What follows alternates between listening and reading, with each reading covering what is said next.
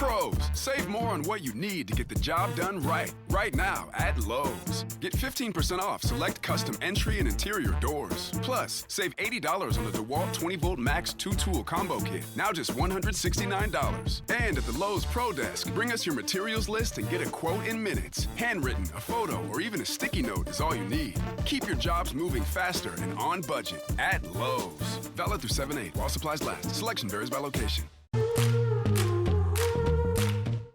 Welcome to Heaving Bosoms, the podcast where two best friends recap romance novels while formally apologizing and begrudgingly giving credit where it's due.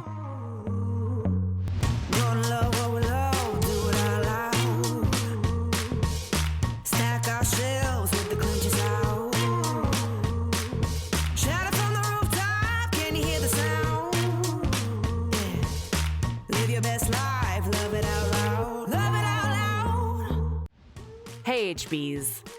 It's so sad to think about saying goodbye to Pride Month. But it's a good thing that we're basically all Pride all the time, you know? This week on Patreon, Sabrina and I are talking about the sapphic fantasy novel Blessed by the Cupid Distribution System by Robin Jo Margaret.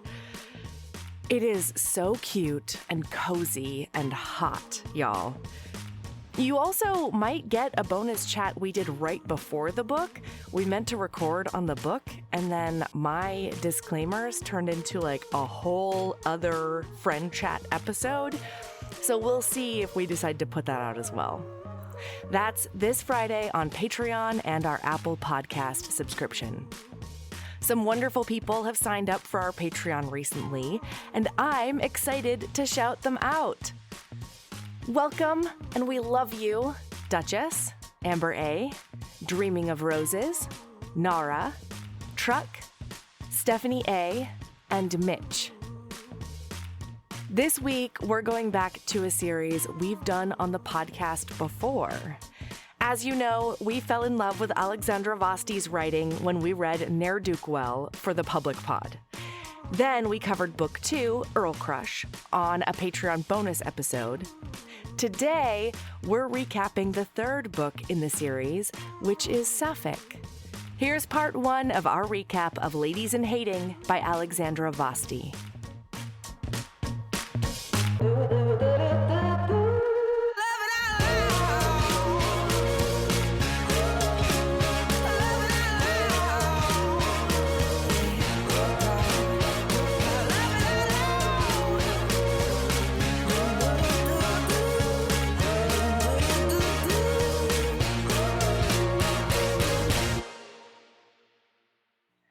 Hello, Sabrina. Hey, Melody. This is awkward, but Uh-oh. I have a formal apology Ooh. to you. I am here. Hello. What would you And like Andrew. to say to me? And Andrew? Why? And Craig. And Craig? This isn't even a personal one? I have to get apologized to in a group? Sabrina? I have a formal apology to make for blaming the three of you for picking Legend of the White Snake and making me cry my contacts out. Because I did, in fact, cry my contacts out at the end of this book. And I am, in fact, the one who actively chose this book. And I don't know if this is because, you know how some people are like, they're like, yeah, I'm an ugly crier, you know? Sure. I'm an me. I don't think whether or not I'm an ugly crier, that is less important than apparently the fact that I am a destructive crier, you know? Like, I am... Contacts are not safe. Yeah, because, like, I also have a fairly new pair of contacts in my eyes, so I can't even blame it on how old the contacts are. Like, all of the things I said in that recording where I was like, maybe it was this, maybe it was that. Like, no, I'm just a gremlin. That's right. And yeah, so I just wanted to formally and publicly apologize for my wrong blame. Okay. Because the fault is not yours. It is, in fact, authors who write beautifully, apparently. Truly. Because, like, God damn it, Alexandra Vasti. Yeah. Got me again. Yeah. Hi, listener. We're here to read Ladies in Hating by Alexandra Vasti, which is, oh my God. God damn it. Did we ever, what's the answer on how to pronounce the series name? I literally have met this author in person now and discussed this. Belvoir's Library is how I decided it was. I don't know if that's accurate. I don't remember if we literally asked her. We literally asked her. Belvoir's. In the author, not only the author hang, but then I talked to her in person because I did end up going went to the book launch for this book. Yeah, like less than a week later.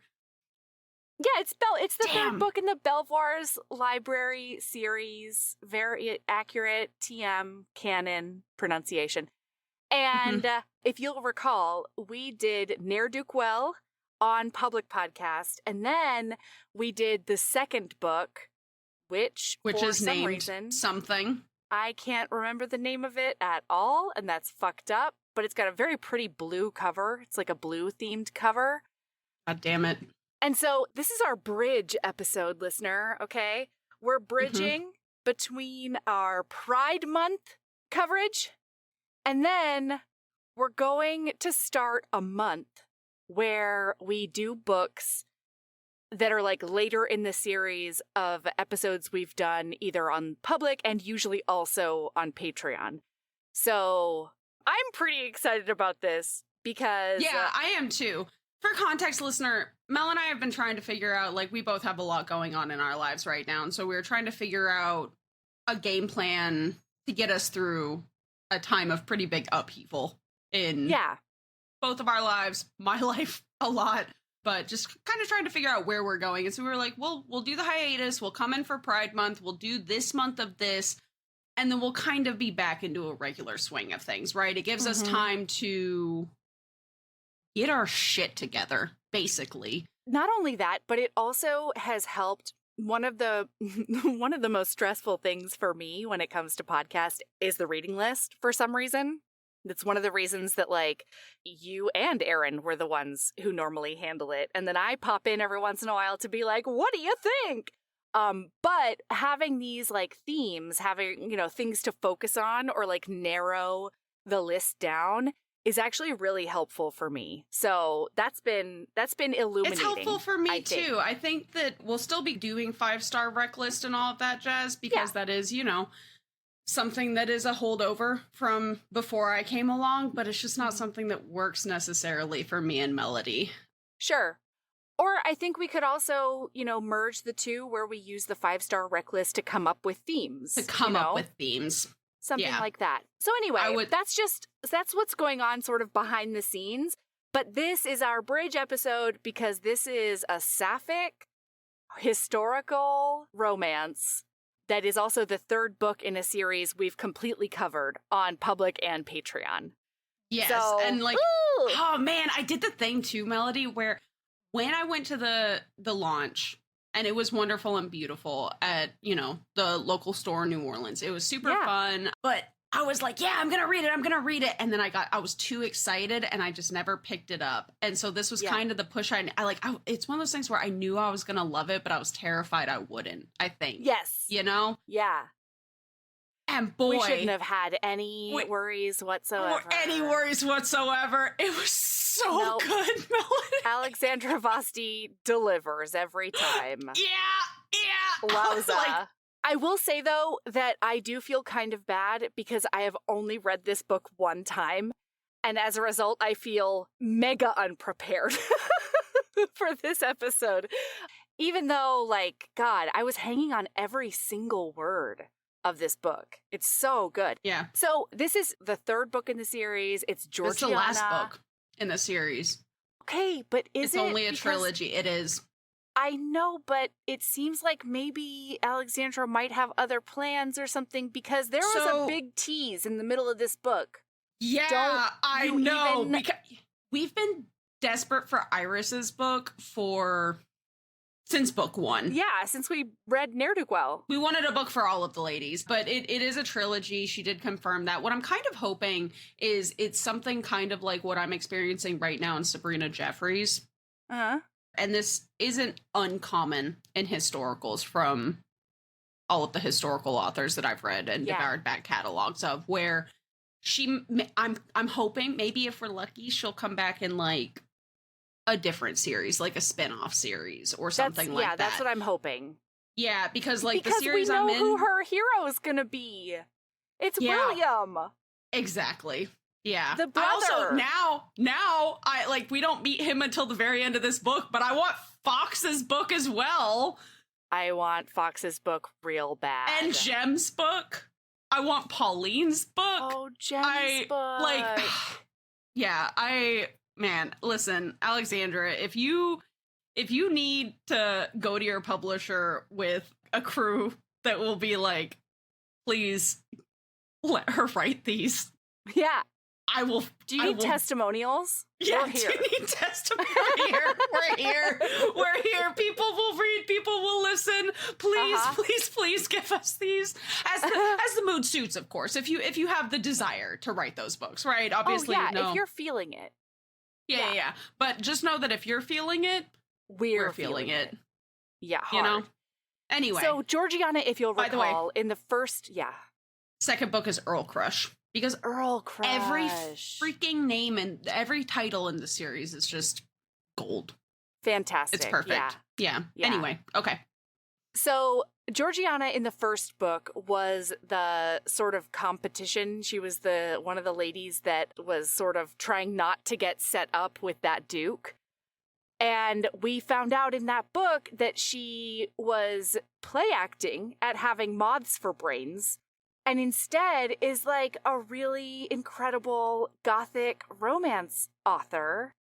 And in that book, one of the climactic scenes in that book is her coming out to her dad and saying, you can't go after Selena because then I will tell everyone that I am this romance author that's featured in her library. And so this book is now 7 years later, and she and her mom have been living by themselves on their own, away from the sort of patriarchal branch of that family. And they've been living on Georgiana's author income. Man, I forgot just how much of an asshole Georgiana's dad was. Truly. And also, I'm just so glad this entire book, I was a little bit terrified that he was going to make an appearance. I was worried he was going to end up being... when we found out he was dead, I was like, yeah. Yeah, that's exactly where I was. I was like, but then I did, because I have been reading a lot of bonkers historicals lately, and God, how fucking gothic would it be if his death was faked? Yes, absolutely. And he came out of hiding. I was like, man, I don't want that. But also, like, it would not fit. Absolutely. No, I want somebody to have really poked that corpse. You know what I mean? Like, I want to really confirm. Let's kick it a few times just to be sure. You're going in the mausoleum, and whether or not you're dead, you're gonna be, because we're leaving you there. Yeah, there ain't no bell on that grave, okay? Yeah, that's exactly what I was thinking. So he's dead, thank God. We open up, and her pen name is Geneva de Rosier, and she is out. You know, everyone knows that she is the author. It was a huge scandal, and now she has this rival, Lady Darling. And Lady Darling is another gothic novelist who has a lot of books, and those books are shockingly similar. There are some commonalities between the two. Yeah, and like, it's not just, hey, this is a plot point that is similar. It's something like the name Augusta Quirkle for the heroine, you know? Yeah. And Georgiana is losing her fucking mind because she's already had the Augusta Quirkle issue and like the plots being extremely similar. Or the title being extremely similar. Now, a manuscript that she has been extremely careful to leave with nobody but her and her publisher. Nobody knows anything about it. Lady Darling just released a new book with a heroine that has the same fucking name. And that name is something like Alba Margarita or something like that. And she's like, how does she know? How did she get this? What the hell? It's time to unmask. And I was really excited that the premise of this book wasn't the unmasking, you know? Oh, yeah. Yeah, absolutely. Absolutely. You didn't start a business just to keep the lights on. You're here to sell more today than yesterday. You're here to win. Lucky for you, Shopify built the best converting checkout on the planet. Like the just one tapping, ridiculously fast acting, sky-high sales stacking, champion of checkouts. That's the good stuff right there. So if your business is in it to win it, win with Shopify. Start your free trial today at shopify.com/win. Pros, save more on what you need to get the job done right. Right now at Lowe's. Get 15% off select custom entry and interior doors. Plus, save $80 on the DeWalt 20-volt Max 2-tool combo kit. Now just $169. And at the Lowe's Pro Desk, bring us your materials list and get a quote in minutes. Handwritten, a photo, or even a sticky note is all you need. Keep your jobs moving faster and on budget at Lowe's. Valid through 7/8 while supplies last. Selection varies by location. Well, and it's not only that they have the same name in this one, it's that Margarita is a clue to figure out a plot point in like the mystery. And that is also a thing in Lady Darling's book. Like Margarita ends up being a clue to find something out.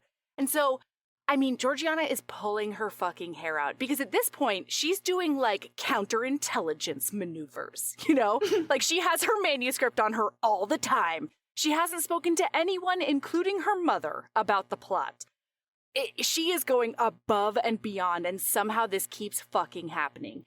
And it's also really weird because a couple of the times, Lady Darling's manuscript came out before Georgiana's.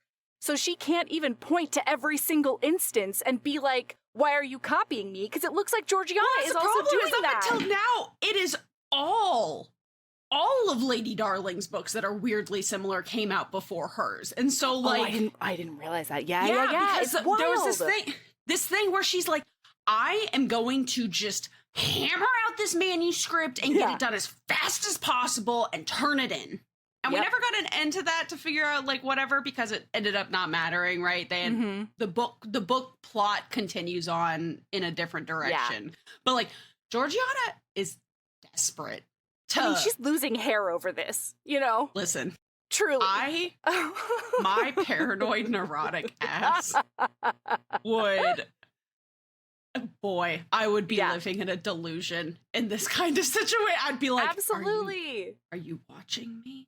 Are you? Oh my God. So she ends up accidentally recruiting Iris because she's not talking about her plots, but she is talking about this fuckface who keeps on copying everything she's doing somehow. And so she ends up accidentally recruiting Iris. Iris, remember, is ancient artifacts researcher, and her hands are always covered in ink. And she's just adorable because she's not always like on this mortal plane with everyone else. No, you know what I mean? No, Iris lives in a world that most of us do not have access to. Yeah, she's an intellectual time traveler, and that seems to be able to happen at any moment. She is so cute, and I just love the quirky gal who, like, we don't have a term for hyperfixation yet, but like, that's certainly a component in what's going on. Yeah, that's definitely something. This is her special interest, for sure. Oh, yeah. So she ends up accidentally recruiting her because Iris is a ride or die. And like, even when Georgiana got outed and she was like a toxic person to be around socially, Iris was like, fuck that, let's do this. Old spinsters have the most freedom anyway. So like, let's go. And they've been BFFs since. So right now, they're standing in some bushes. A bush that I believe they did move into the most opportune place. Right by Belvoir's Library. Early before dawn in the morning. To try and intercept this Lady Darling as they drop off like the most recent book or whatever.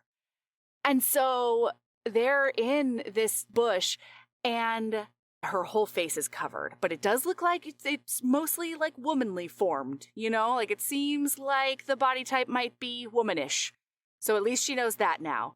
And then she ends up taking off the hood, but all she can see is the back of her like head with her dark, dark hair. So she's like, what? I need to be able to figure out who this person is. But then when the person turns their head and she gets a look at their face, all of a sudden she goes stock still. She freezes. It's like a panic freeze response because she knows who this person is. She grew up with this person, and her father wronged this person. It is an immediate abort mission. Like abort mission hard. No, we're not doing this, because not only does she recognize her, it turns out this is Catriona Rose Lacey, and Catriona is it pronounced Catriona? Is it Katrina? Katrina. Okay. I'm going to call her Kat. Yeah, Kat. So, that's how she goes anyway.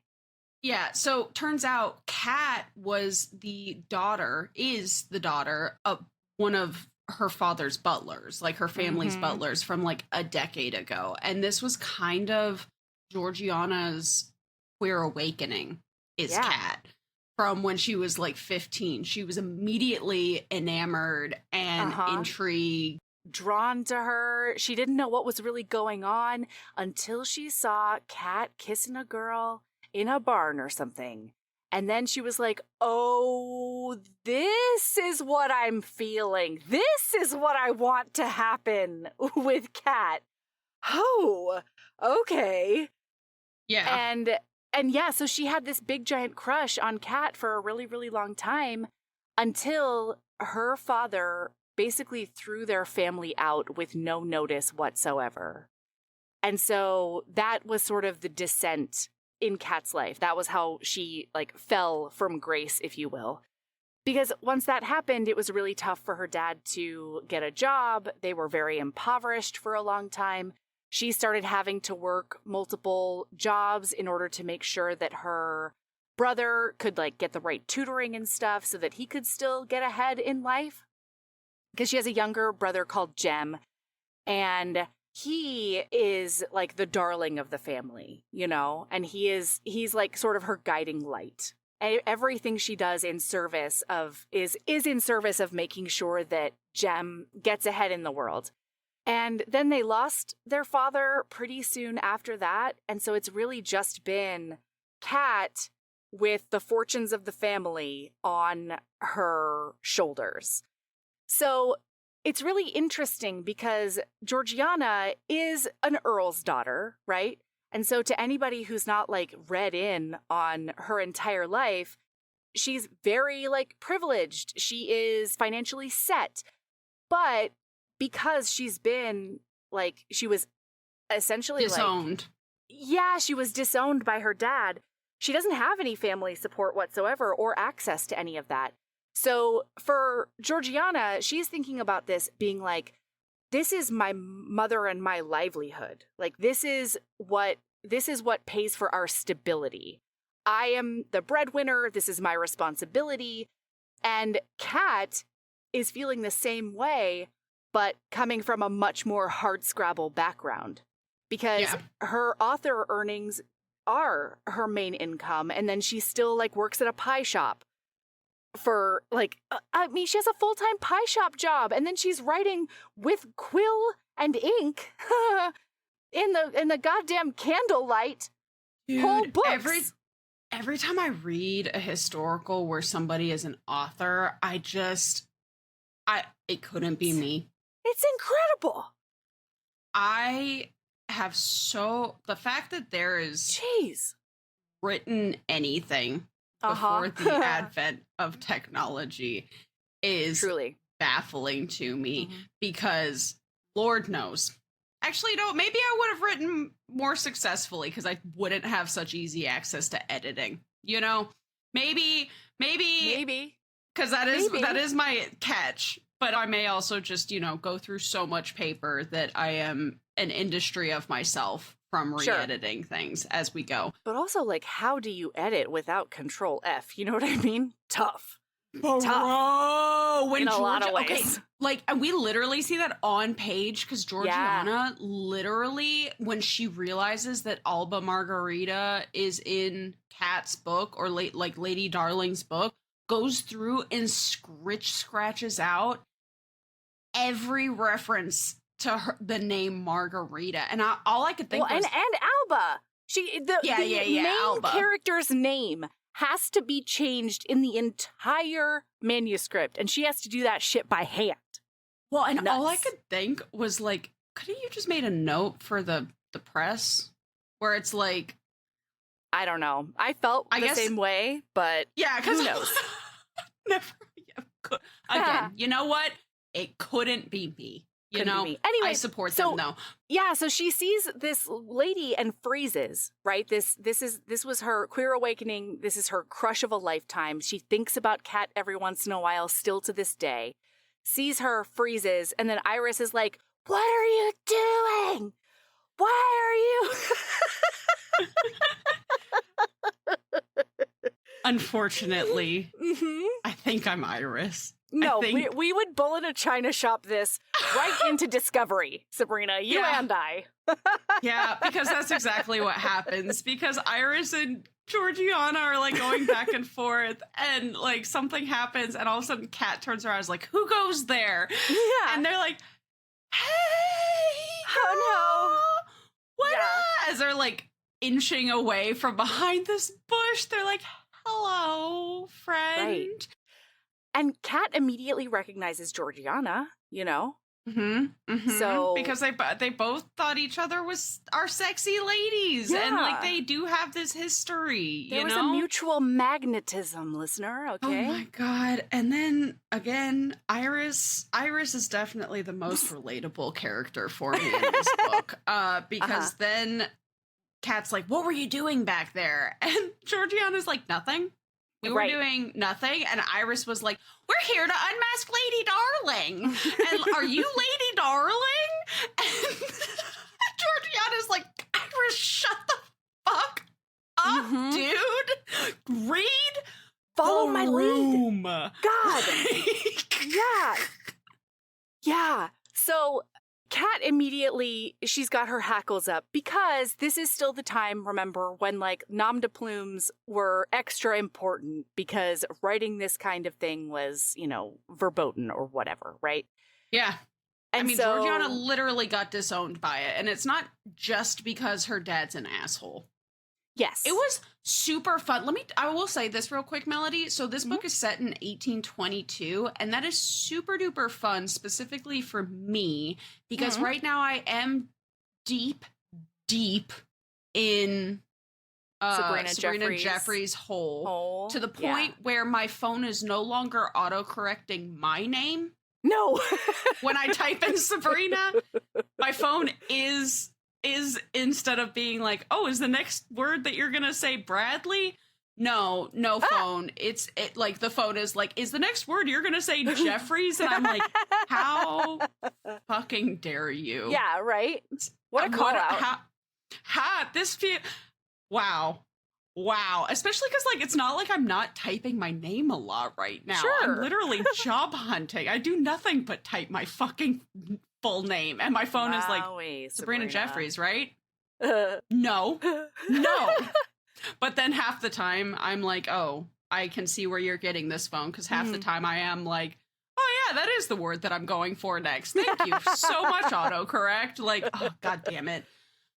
But the series that I've read are set in the same time. It's not like Okay. they're both set in like the late 1810s, Isn't this Victorian? early I think this is Victorian. 1820s. Yeah.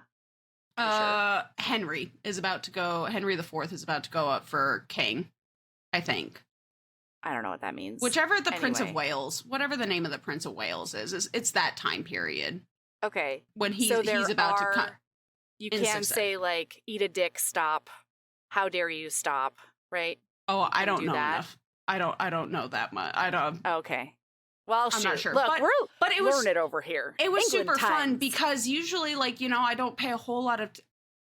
I'm not going to say I don't pay a whole lot of attention to the year when it's historical, but I really do have a bad tendency, and maybe it's not a bad tendency. They're historicals, it's just, whatever. It's but just like shorthand. I do have England times, right? Like, and England times, they don't use electricity, you know? Yes. That's what it is. And so it all just kind of rolls together unless it's something drastically different, like, oh, I don't know, The Bride. This is 1822. Yeah. This is maybe the wow, Victoria doesn't start until 1837, so I was way off. And I don't that's why I was like, I don't know that do the thing. What thing? Oh, telegraphs and stuff like that? Yeah, is it a telegraph? Is that what I'm going for? I think so. it is. Is it telegraph? I don't know. It's a telegraph. Anyway, look, it doesn't matter. Bring medicine. Stop. This isn't Balto. Yeah. Stop. What is Balto? You know, like there's England times, there's Balto times. There's because literally Balto's the first thing that comes to mind when I think about sending a message. Stop. Sending a message. Stop. Man, I'm overdue for a Balto rewatch. I wonder if that holds up. You know, this is the late George and Sabrina. Yeah, it's the late George. Yeah, is it? And I don't know. It's the Prince of Wales. I know because boy, I've heard there that have been name many of those. That's like a title lot. That's always been ? I think. Is it? I don't know. Look, listen. It's not. Nobody comes to this podcast for accurate historical whatever. There has been several points in my life where I knew that information for damn sure, and it's gone. Okay, oh yeah, Swiss I got cheese tested right on it probably, and the SATs are like the fucking California standard testing. I mean, standardized testing every year. If you'll recall, the icebreaker we did with Alexandra Vasti was a quiz about England times. And it included time periods, okay? Oh my God. I had forgotten that. Maybe I should have rewatched that. Honestly, like part of me now is like, maybe I should like, that was so fun last year. If she like, hey, Alexandra, how you feel if I just like pop over to New Orleans? You want to get coffee? Yeah. Like, no, not necessarily come back. Like, do you want to be friends? I feel like I can call you Alexandra. I've met you in person. We hung out for a little bit, you know? Like, I feel like, you want to get coffee, you know? Or tea with some scones. Yeah, it was just really fun jumping into another author's same, like, world, but in this, literally the same, the book I'm reading, the series I'm reading right now is set in this exact year, not just this time period, but like it's set in the same everything. So that was just a lot of fun.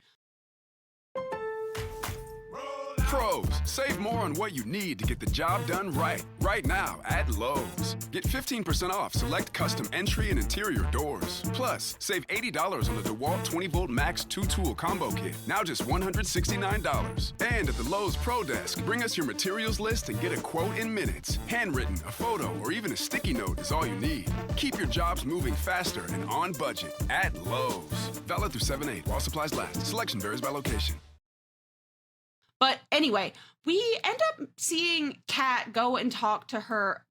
Did we finish them in the alley? No, we haven't. No. So, I'm so after, sorry. No worries. So after Iris is like, oh, we're here to unmask Lady Darling, is that you? Kat is like, holy shit, like, are you here to, like, dox me, basically? Because that would really mess up a lot of stuff. And Georgiana's just like, no, absolutely not. We're not going to do that. And she's like, well, then what do you want? And Georgiana's like, well, I've noticed a lot of similarities, and I guess I came to ask you to stop. And Kat's Melody? like, what? Yeah. What happens next is one of my worst fears. Is coming to somebody with an accusation that makes it very clear that you think you are more important than you actually are. Because Kat's response is, I didn't even know that was you. What are you talking about? I haven't even read one. I don't have time to read. I haven't read one of your books in like 5 or 6, 7, 8 years. Yeah, and since she started writing, she doesn't have time to read. And so she's like, I didn't know I didn't know there were any similarities at all after the one that had a very similar title. So, like, what? Basically, it's the equivalent of her being like, I don't know her. Mariah Carey standing there being like, I don't know her. Yeah, like, who? Yeah. Ugh. So Georgiana's like, okay, never mind. And they fuck off because she's absolutely mortified by this whole showing. Yeah. And then we see Kat go talk to her, like, man of all business, solicitor, barrister dude, Martin Her York. lawyer, yeah. And did you immediately assume that he was the bad guy? Yes. And then believe that he was the bad guy all the way through to the end of the book up until we find out that he's not. He's a very mustache twirling red herring is what he is. Yes. Talk about Pretty mad about it. Melody, Good job, Ms. Vasti. Okay, do you need your accolades, Alexandra? Yeah. You did it. Good job. You got us. Because I was at Georgiana the whole time because Georgiana's like, he's obviously he's tying ladies to railroad tracks all over the place. Is what Georgiana's saying. This mustache twirling villain. Where do you want your monologue, sir? Like, oh God, I was exactly that. Like, the person who ends up being the villain, no idea. I was blindsided at the end. But then looking back, I'm like, how was I blindsided? How did you not? I don't know. There weren't as many seeds as one would normally think there might be. Okay. I wonder if you would have seen more seeds if you'd read the book more than once. How dare you? Dude, you just made me spit take seltzer. That is actually bad for my health. I'm so sorry. If I could have waited to call you out or poke fun at you. It's just, but like, that is a legitimate thing. I would be very curious. Yeah, like, absolutely. If you do reread it, I would be very curious to see your thoughts because there's multiple times that you and I have read a book where we were blindsided at the end and then you're like, yeah, but then I reread it. Mm-hmm. Then I reread it and I picked up this and I picked up that. And I mean, I will say that I did remember who it ends up being. And I remember like the exact place that he was introduced and talked about, you know? But at that point, I still wasn't sure whether or not he was just an agent of the mustache twirler, you know? Yeah. So that was also a complication. Anyway. Well, and that's why I didn't question him being the villain. I was legitimately shocked when we found out that Martin York was not the villain in this book. I know. And that, in fact, he was a heroic He's feller. just a Cupid, is what he is. He's a Dude, Cupid Sherlock Holmes who's gonna get you your title back, you know? He's gonna get you your house that you deserve. This man looked at these two baby lesbians and said, this is a match made in gothic heaven. Yeah, he said, this is the most obvious thing I've ever seen in my life.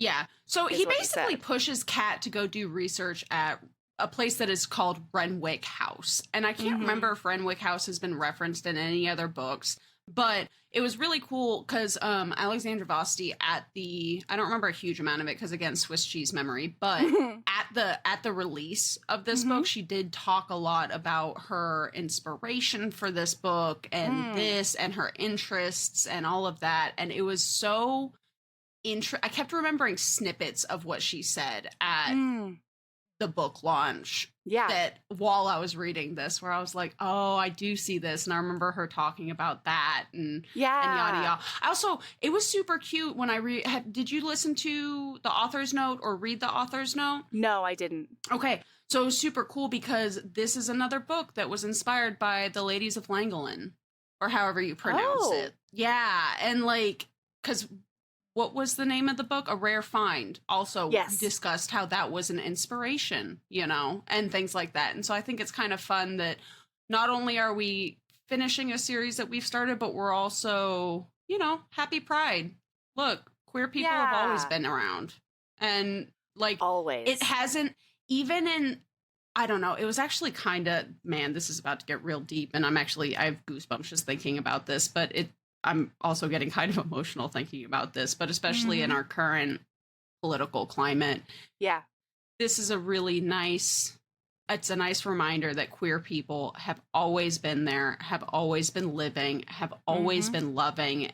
And man, always, even in times where it's more restricted socially and like there are laws, and like that's not to say there aren't laws now, because Lord knows there are laws now and laws that they're trying to pass, but this just reminder that like you can't stop love and connection, and we've always been here. No, because that's proof that the human spirit is indomitable. Ultimately, you know? Yeah. And so 2 things that I've been thinking about a lot recently. One, the Trump administration is trying to pass a federal rule making it so that any organization that acknowledges trans people as existing and real and doesn't just look at the binary as far as sexual presentation at birth. They're trying to make it so that they can't get any federal funding whatsoever. So that's fucking great. But then the other thing that I've been looking into and encountering a lot recently is that not only have trans people and queer people and everything always existed, but in most other cultures that hadn't been influenced by Western fuckery, there were actual legitimate places for them and names for them and honor for them in the society. So like, for example, one of my favorite creators has been talking recently about African nations and how different tribes in Africa handled this. And I'll put the link in the show notes because I can't remember his name right off the top of my head. But he has a whole video about female husbandry. And the fact that, like, the literal translation is female husband, right? And there was there was just, like, a place, like, queens and stuff could marry other women, and it was widely accepted. There was a place and a name and all of that for them. And then the same thing is true with male marriage. And the Aztec people, like, 3 or 4 of their gods were either queer or trans. And a couple of them were like the king of the gods or like the queen of the gods. You know, they were like head god in charge or whatever. Like when you start looking at really, really, truly old-timey history kind of stuff, like the gods and deities and stuff, like when you take the Judeo-Christianity out of it, there's just so much more fluidity and just... Oh, absolutely. It goes back to that conversation you and I have had regularly where they're gods.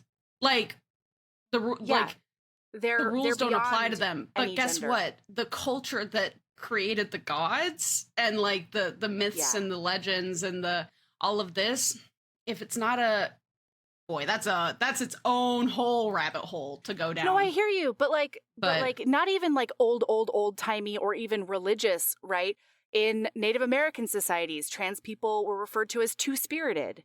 There are legitimate names and acceptance for trans and queer people in all of the Pacific Island cultures before white people ruined fucking everything and colonized them into oblivion and ruined it, you know? Like, all of these cultures that hadn't been influenced by Western Judeo-Christian laws and oppression have just normal-ass places for queer and trans people. Because love is fucking love. It is normal. Yeah. Making it abnormal is the weird thing to do. Well, and I think that, like right now, we're going to look at it, obviously, from a romantic perspective, because we are a romance podcast. We do romance novels. But it's not even, like, take the love out of it. People are just people, man. That's, like, yeah. Absolutely. Whew.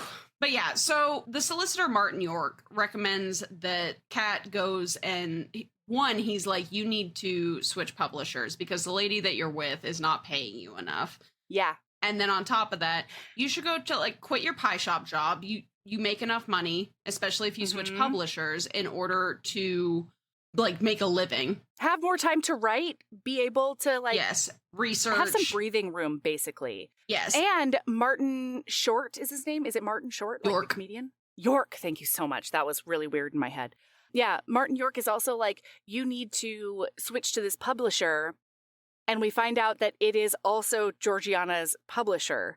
And they end up running into each other at his office. And Georgiana's like, oh, you're also trying to steal my publisher? And she's like, go fuck yourself. No, nothing of this has to do anything with you. I didn't know this was your publisher. Leave me alone. And so, yeah, then she shows up at this like old haunted mansion castle thing.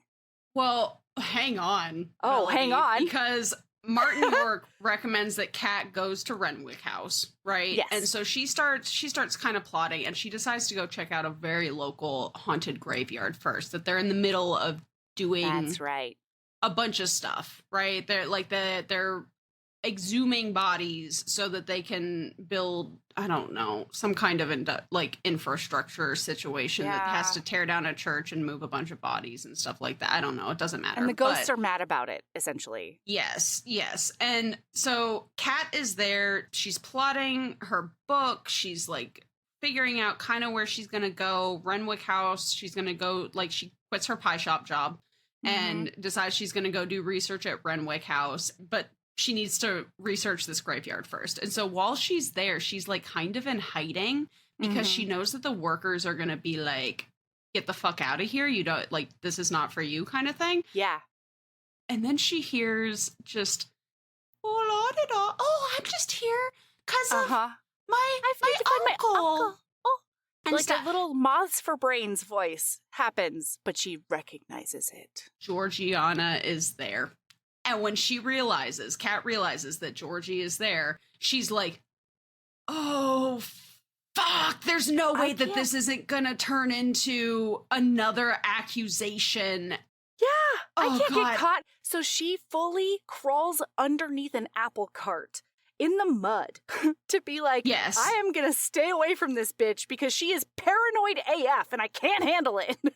Yeah, and then Georgiana and the worker end up walking up next to this cart, and Kat cannot catch a break because the cart gets hitched, and she has to make the decision of, do I crawl out of here and make it clear that Georgiana, do I do this is so relatable too.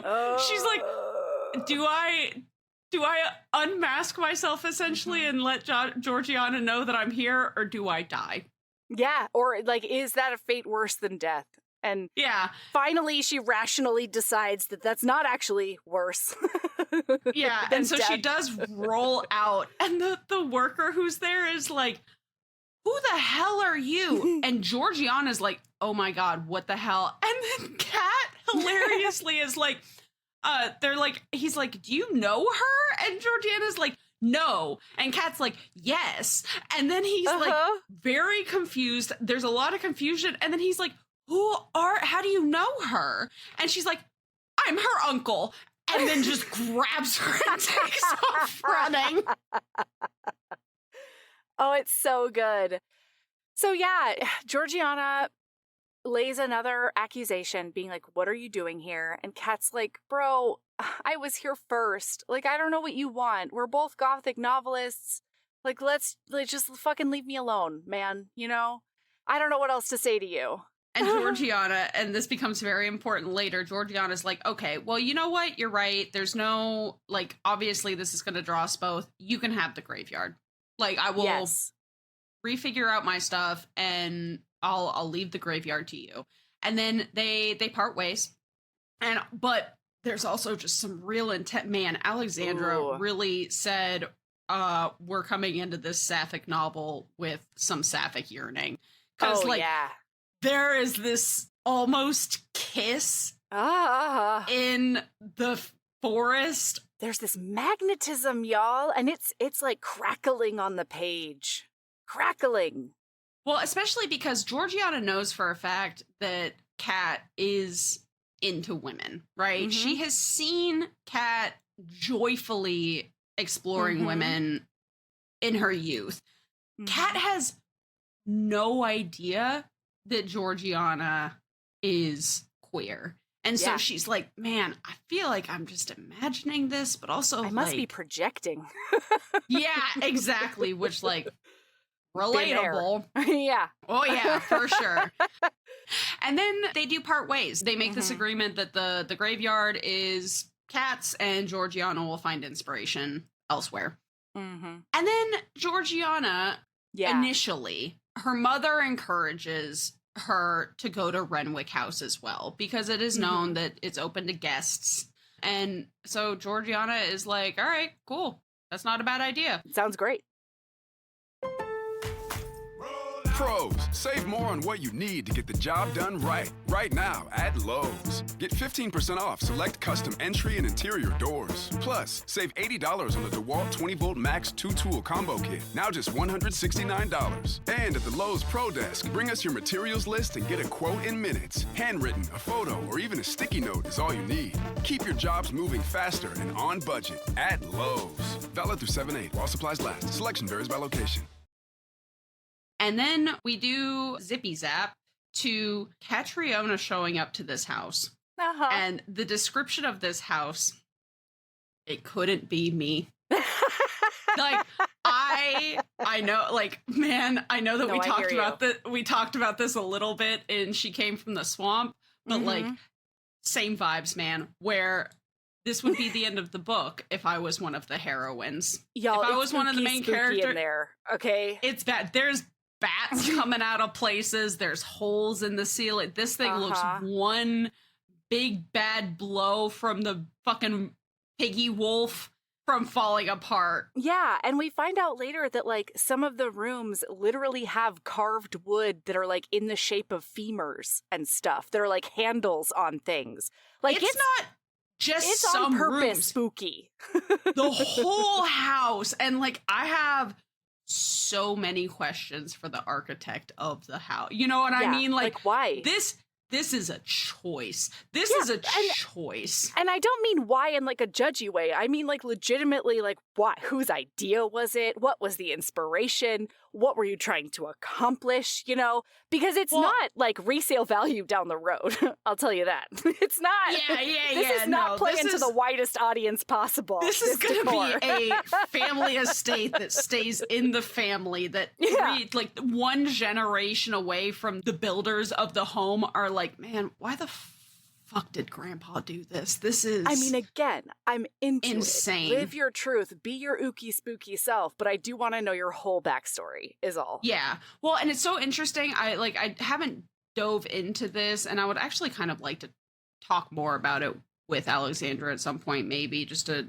I don't know, it would be just so interesting. It goes back to that thing of you and I always have so many questions for authors. Yeah. Listen, if you're an author that we have ever done an episode on one of your books and had questions for, we are not kidding when we say, if you want to come chat, we are so down to chat because, like, fascinated. It's just that we're executively dysfunctional and we'll never remember to actually reach out.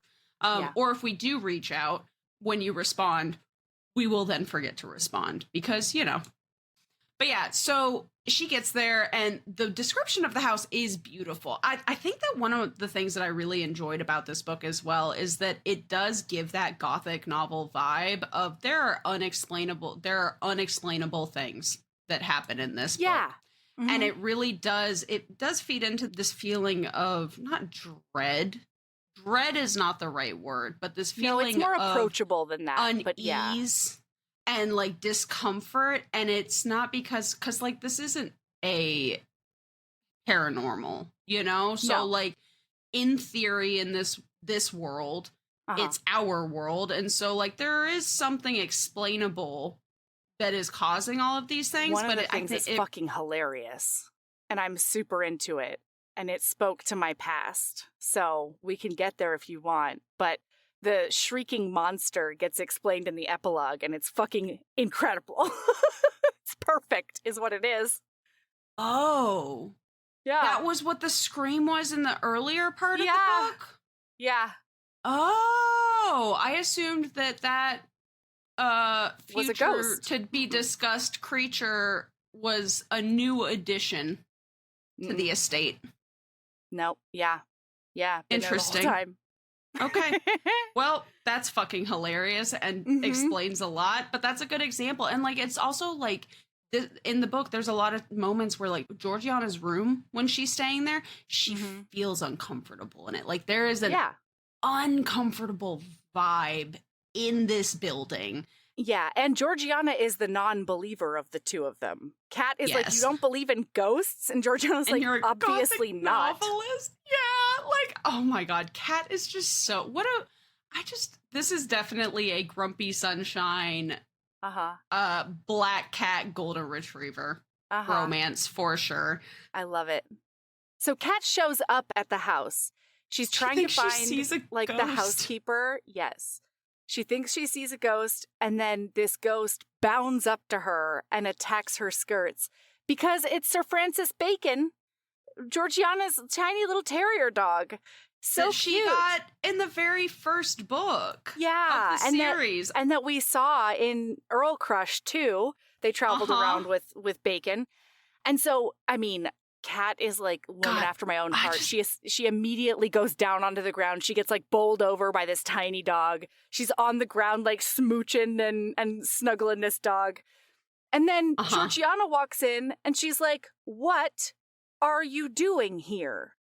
And Kat's like, "Oh no, well, I'm here to do Gothic romance research because this house is bananas." And Georgiana's like, "No, you're not." And Kat's like, "I'm sorry? I gave you the graveyard." Yeah. Georgiana's like, "I gave you the graveyard. You need to leave as soon as possible. Thank you so much." And Kat's like, just this is not this is not That's not how the world works, Georgiana, okay? First of all, you opted to do that voluntarily. Second of all, I've booked this place for 2 weeks. Like, get off my nuts. And this is finally decided by the creepy-ass housekeeper. God, who Graves is literally named Graves. Everything to me. And what we find out at the very end about Graves is the fucking best. Because there are two people in residence when there are guests. And one is Graves, the housekeeper, who is extremely tall and slender and severe and the creepiest thing ever. I love her so much. And then the cook, Mort, who we never see. We never meet Mort. And barely makes anything edible, like questionably edible. Yes, it's very delightful. And so this is also the point where I went, did the ladies share a man of business? Because something gets dropped at some point in this scene where they're like figuring everything out, where it became clear that they share the person. They both found out about Renwick from their solicitor. And I was like, that's when I was like, that mustache twirling son of a bitch. There's no way. But that happens way later, right? That doesn't happen now. Right? No, there's like a sentence, because I have that, like, it was something where my specific note is, do the ladies share a man of business? Is he trying to push them together? And it's at this point. Okay. But they don't know that. They don't know. Yeah. That's a I'm reader, I'm omniscient kind of situation. Yeah. And this is also a point where Georgiana has started acknowledging within herself that, none of this is all just crazy happenstance. Like, I rationally know that Kat is not doing this on purpose. Right. Kat is not making this happen on purpose. And one of the reasons that Georgiana comes to that conclusion is because she's remembering like all of the viscerally effusive facial expressions that Kat makes. She talks about her as basically like a ray of sunshine when she smiles, and that there's no subterfuge. Anytime that she gets confronted with something, she genuinely looks completely befuddled, or she like genuinely looks offended. And she basically has like a glass face that Georgiana just wants to kiss. And it's really cute because Georgiana really wants to not want to kiss her. So she's kind of mad about it the whole time, but also can't quite deny it. Yeah. And then this is just such a fantastic example of Graves, because Graves is very rarely on page, but is also one of my favorite characters in this book. Because we get a good description of the house. And at one point when she is contemplating Georgiana, she's contemplating how creepy the house is and how much like a catacomb it is.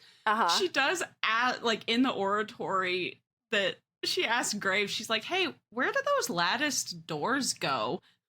When she'd asked Graves where the doors led, Graves had responded, hell. And I'm like, damn, Graves, you really said, I'm going to be the keeper of this haunted mansion. That's exactly right. Well, and Graves is actually the one who puts her foot down, being like, no, I scheduled you both at the same time. She'll stay. And like, there's no arguing with Graves. Georgiana tried to fucking manipulate Kat out of the house. Oh, man. Very importantly, Graves is the first one to acknowledge a she involved in the home. Because Graves warns Georgiana that she is out there and not to leave the house at night. And it goes along with the whole spooky ooky situation, right? Like it fits into the vibe.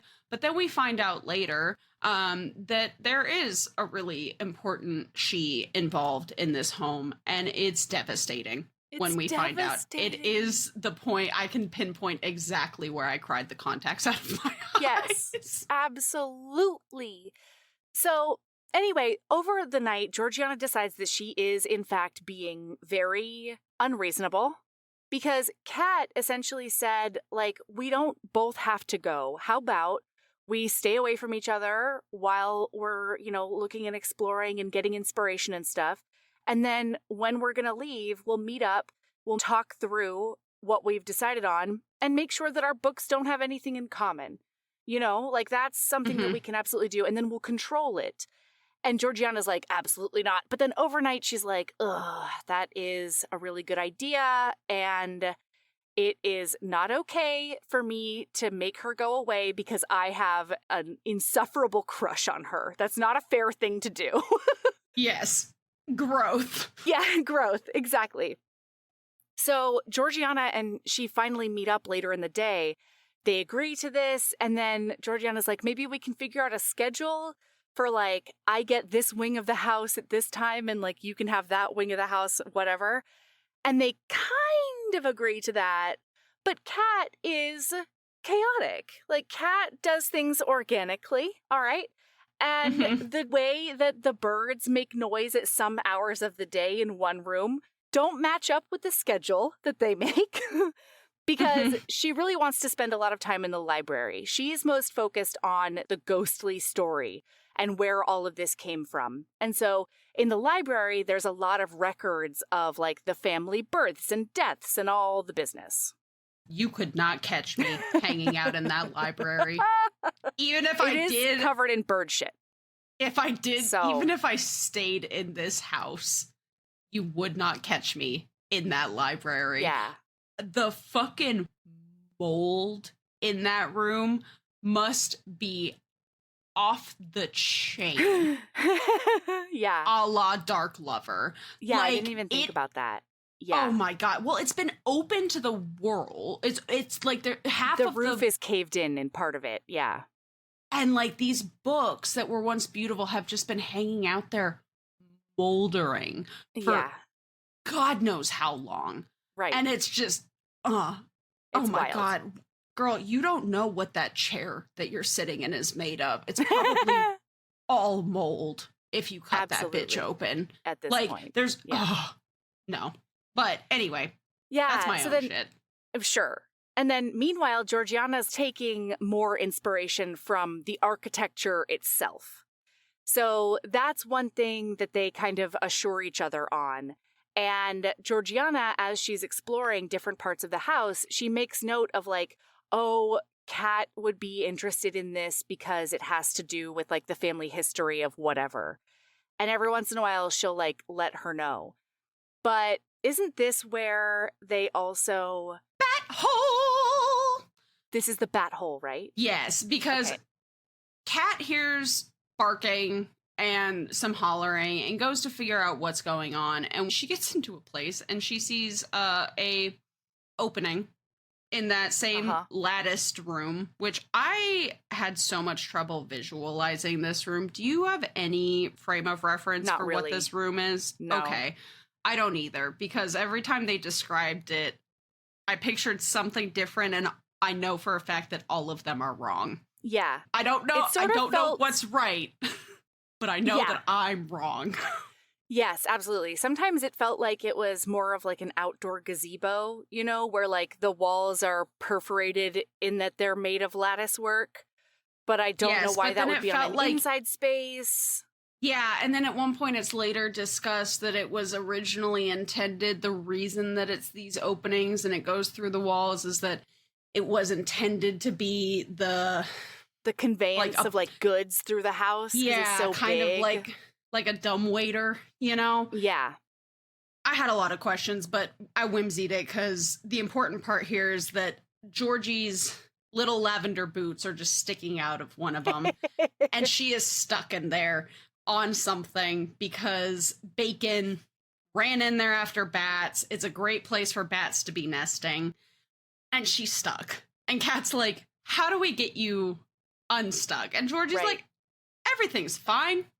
I'm actually fine. I don't need your assistance here. And Kat's like, I think you might need my assistance here. And Kat's like, do you want me to pull on your ankle? And Georgie's like, oh my God, how scandalous. No.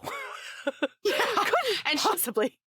She does end up obliterating her dress by like ripping herself out of there. And then we do get some more sapphic yearning because Kat's like, man, there's a scratch on the shoulder and I can see the edge of her chemise and like saying, I just want to touch that smooth skin and take care of you. And Georgiana's like, no, absolutely not. Georgiana's mortified. Yes, mostly because Georgiana hasn't been able to sleep at night because Kat, quote, she seemed to think they were friends now. Her good humor, it seemed, could not be so easily stamped out. They were not friends. Georgiana had several close female friends, and she did not spend her nights imagining them with their clothes off.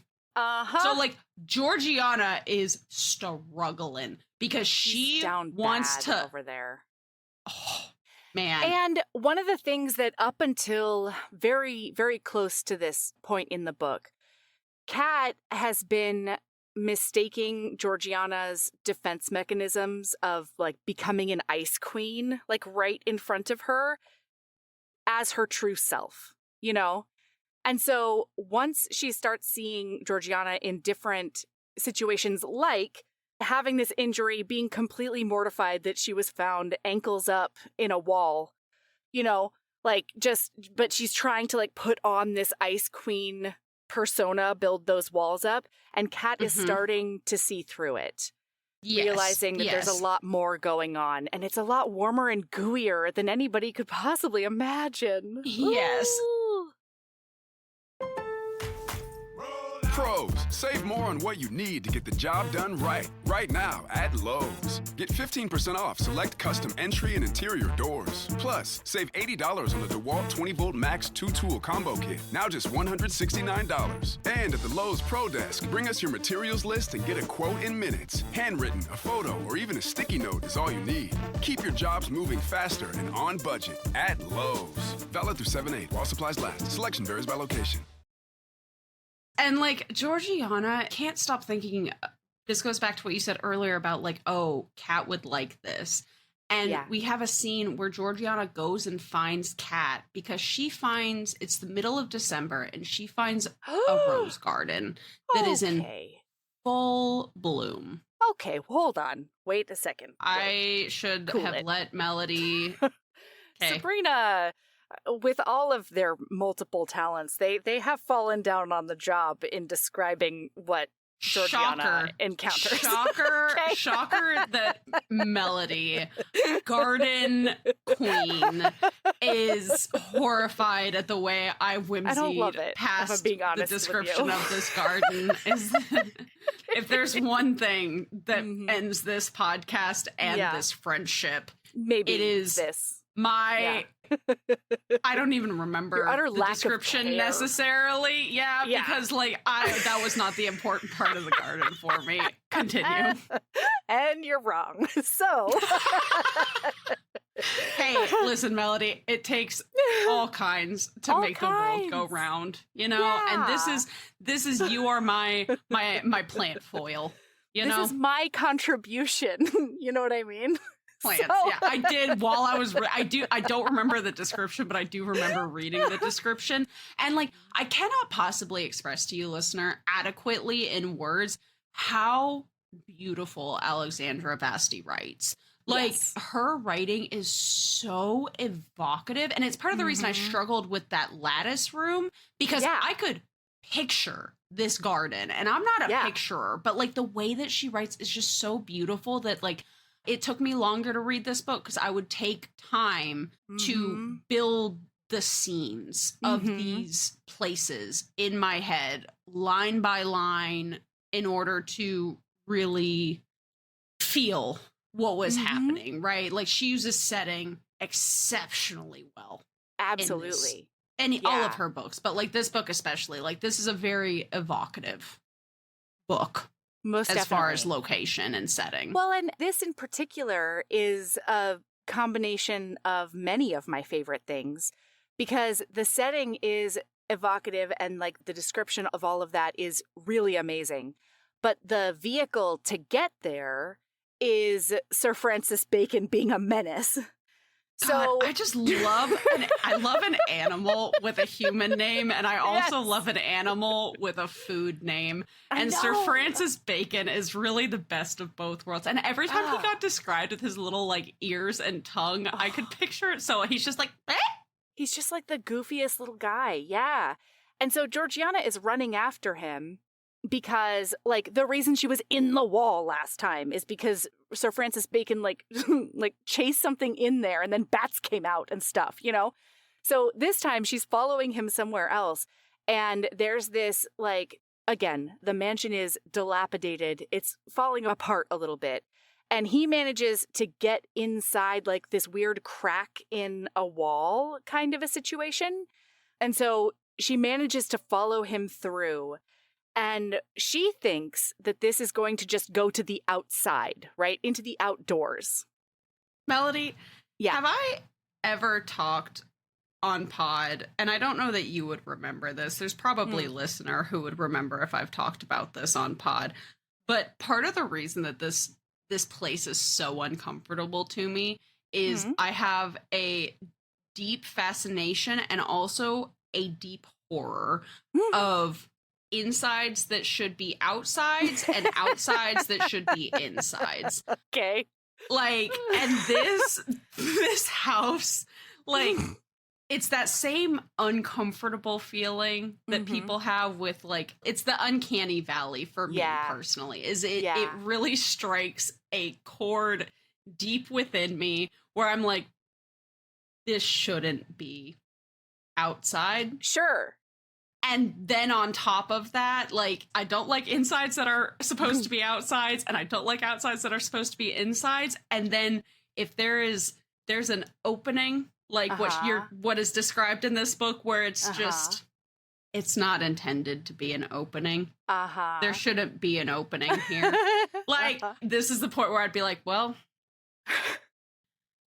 this is... Wow, I love that again, dog. This would be Hope like he she makes came. it. This is she came from the swamp all over again. I completely unrelatable because I would no longer be here. Sure. But also like, fuck, if there was a like, no. Oh, That's fair. Boy. Yeah, but Georgiana is a braver soul than probably either of us. And when she emerges, it's not to just like rolling fields like she thought it was going to be. It is this gorgeous little, it's a secret garden. And that was also very Gothic times evocative, just absolutely gorgeous. So when she goes through, this is actually the setting that's on the cover of the book. So there's like a half wall, or maybe like a 3/4 wall, that nobody really noticed from the outside. And when she goes into it, it is just flush in December, flush with all of these, blooming rose bushes of every size and shape and color. They're like drift roses that have little tiny, tiny buds on them, different colors everywhere. There are the peony style blooms that are like the size of her palm, and they're all just in full bloom. Oh. Yeah, this is where she's helping her out. Yeah, I just pulled up the cover. Garden, yeah. Yeah, it's really pretty. And so when she goes around here, she looks behind like one of the, I guess, less lethal roses, it doesn't have as many spikes on it.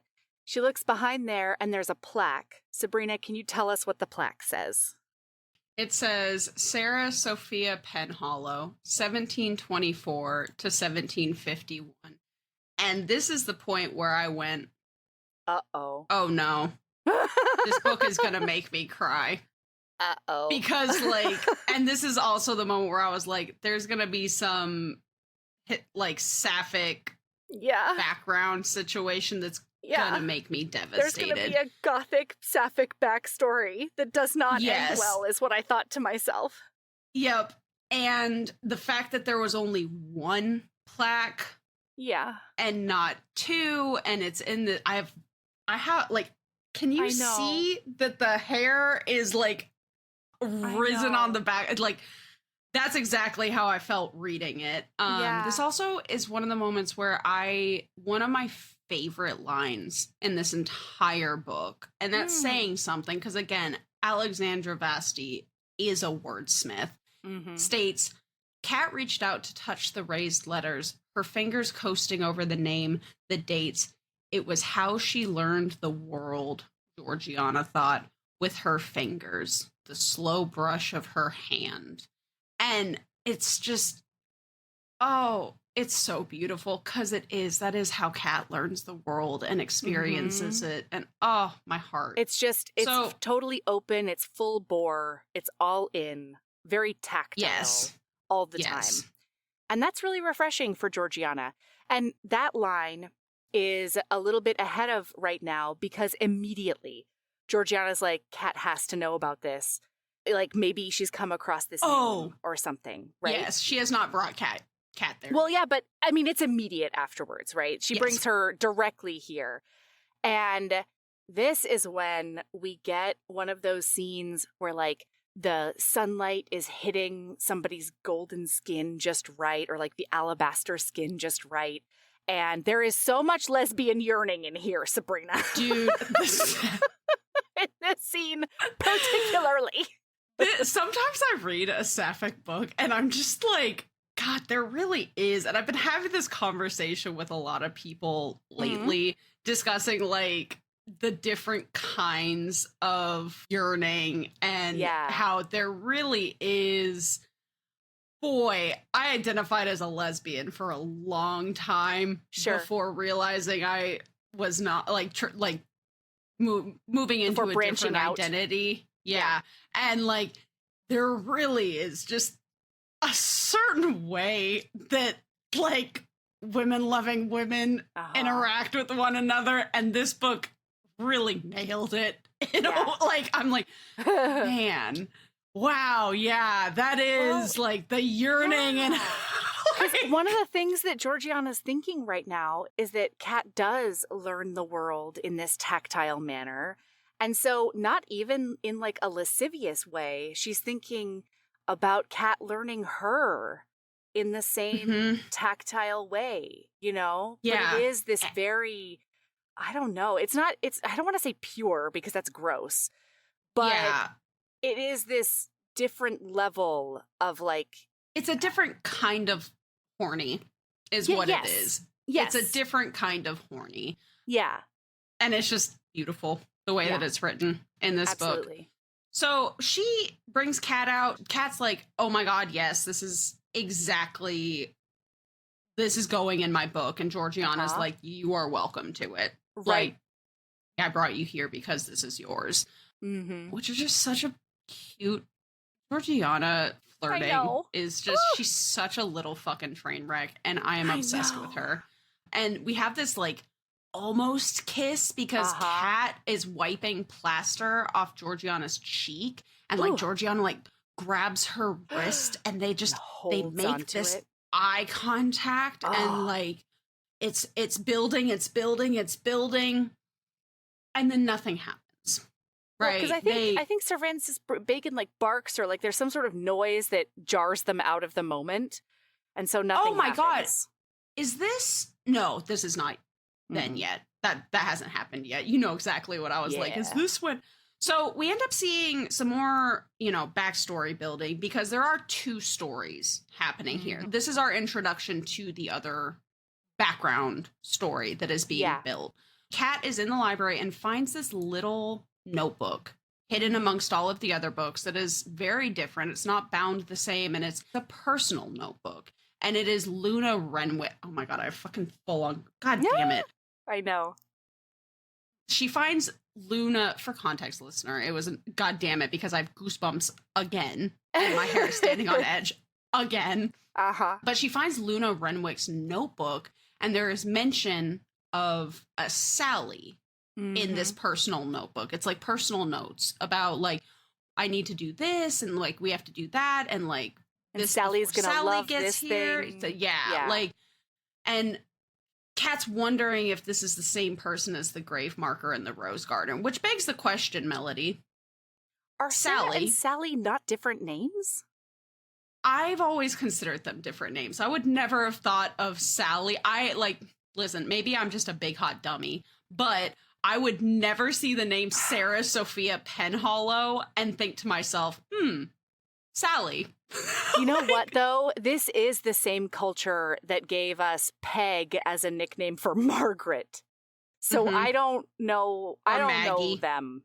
Maggie's but Maggie makes sense. Peg. Dick and Richard. Sure. What is that? I wonder. Yeah. No, I know. I feel like sometimes they just assign different names to people and call it a nickname.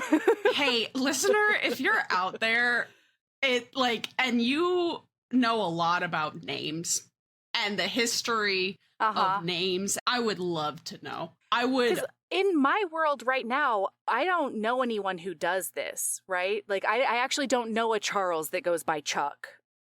Oh my god, where the fuck did Chuck come? Okay, so you want to hear my probably harebrained theory, and Robert it's and just Bob? that. What is that? God, I don't know. We could, I know. I feel like I can understand Bob and Robert more than I can understand Sally and Sarah, or Sally Chuck and Sarah and Charles, Peg and Margaret. That's why I thought about Peg and Margaret at first. Yeah, Dick and Richard. Like, they're all of these things. So, like, listener, listen. Whenever we put out a call to you, we're not being kidding. earnest. We would be fascinated to know the secrets, and occasionally we do get it. Do you remember that? Like, we get emails sometimes where people it's their special interest, and they bring. Golly, we really need to be better about like when people reach out to like passing that information along, because it's so interesting when they do. We do. I know. But anyway. She goes through this thing, and she's wondering if this, and then we end up zippy-zappying, and Georgiana shows up in the library in her dressing gown unexpectedly. In the absolute middle of the night. And she's like, oh my god, what is wrong? And Georgiana's like, I heard a scream. And I heard you scream. Yes. It sounded like you, which on its own. Now that you've made the connection that you did, that's even funnier to me that they have the same scream. No, but they don't. It's so obviously Georgiana waking up into this thing, and Kat's the first thing on her mind, and so she connects whatever sound just happened to Kat. You know what I mean? Like, this is Georgiana's subconscious manufactured this, but she did hear a legitimate scream. Okay. Well, so Georgiana, I don't know. Was it a legitimate scream? Because Kat didn't hear it at all. Yeah, maybe. But also, there's this discussion that they're over here, and so if the scream was closer to Georgiana, Kat wouldn't have heard it, but she just makes sure it's Kat. Her whole brain, is only on Kat. So Kat clocks though immediately. She's like, "Oh, Georgiana immediately came rushing to save me, to figure out what was going on, because she is still like she is in a dressing gown. She is not put together at all. She is clearly directly out of bed to save me. And she's like, oh my God, this is something. Georgiana would not do this for anybody. No, and especially, I think this might be, at least in my brain, this is where it happens, but this might be where she watches Georgiana try to put those walls, the Ice Queen walls, back up, and she just can't do it because she's so shaken. And at that point, she's like, oh no, I'm not projecting. Her interest is real. And Kat looks at Georgiana and says, do you still think that I stole from you? And this is an extremely important question to her, because if the answer is yes, then that's its own thing. But if it's no, okay. And so Georgiana says no, not for a long time. And then they're kissing. Oh my God. And it's the first kiss, and it is, Kat goes for it, and Georgiana responds, and it is just so beautiful. And then when they pull away, Georgiana immediately buttons up and goes like Ice Princess, Ice Queen, and is like, well, glad that you're safe. Gotta go. And just jets. Which is so, I mean, this is Kat's trauma, but it's also just, you know, pretty common trauma for queer people, maybe lesbians especially. I don't know. I don't know very much about that. But yeah, she's had so many people like be into her in the moment and then afterwards act like it never happened. And she just can't. Like, this is very triggering for her. So all night, they can't stop thinking about each other's kiss. So they're a little bit sleep deprived when they wake up to find Graves is missing. And they are locked in the house. They go check all of the doors. This is terrible. All of the doors are locked. At one point, they see like a little bit of a crack and they can see a bar, like an actual bar on the door. Yep. Terrifying. Terrifying. Yeah.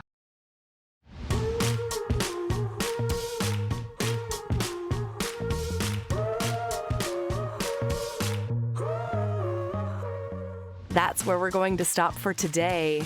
We'll be back tomorrow with the rest of this Haunted Mansion romance.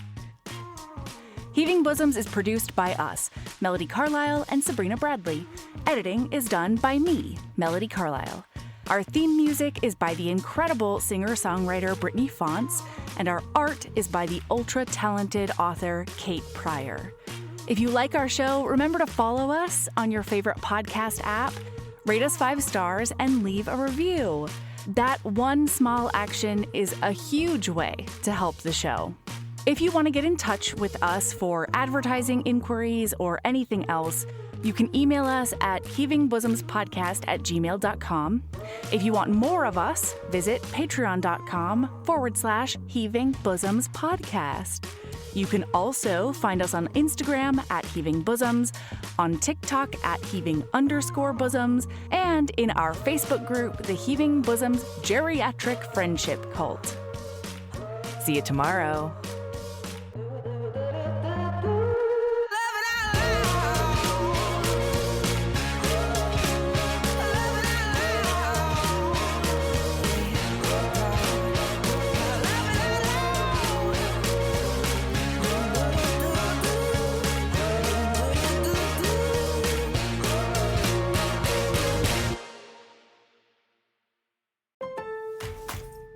Pros, save more on what you need to get the job done right. Right now at Lowe's. Get 15% off select custom entry and interior doors. Plus, save $80 on the DeWalt 20-volt Max 2-tool combo kit. Now just $169. And at the Lowe's Pro Desk, bring us your materials list and get a quote in minutes. Handwritten, a photo, or even a sticky note is all you need. Keep your jobs moving faster and on budget at Lowe's. Valid through 7/8 while supplies last. Selection varies by location.